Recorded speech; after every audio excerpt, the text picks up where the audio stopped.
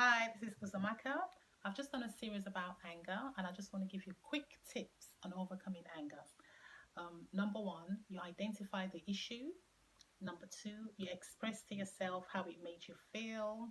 Number three, you identify triggers and you avoid them. And number four, you pray and ask the Lord to heal you. Identify the issues. Why are you angry? You're angry because you were sexually abused, violated, molested, raped. So you need to express that anger.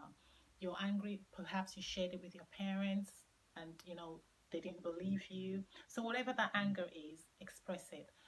Identify it rather. You can write it down so you can find the healing process. Number two, express to yourself how it made you feel, how that incident made you feel.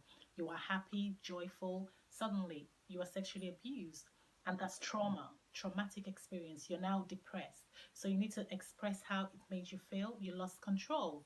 Number three, identify triggers. You can read something in a newspaper, it triggers, and try to avoid those kind of things until you find healing.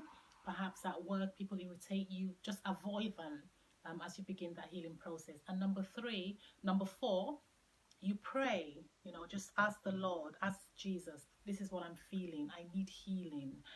Help me to get rid of this angry feeling so I don't do the wrong things, because if you don't take care of that, deal with those anger, it could turn to rage and people end up doing horrific things, but nobody understand that there was some root cause why this angry undertone is. So those are the quick tips on dealing and overcoming anger. These are the steps that I've taken, and I pray that it also helps you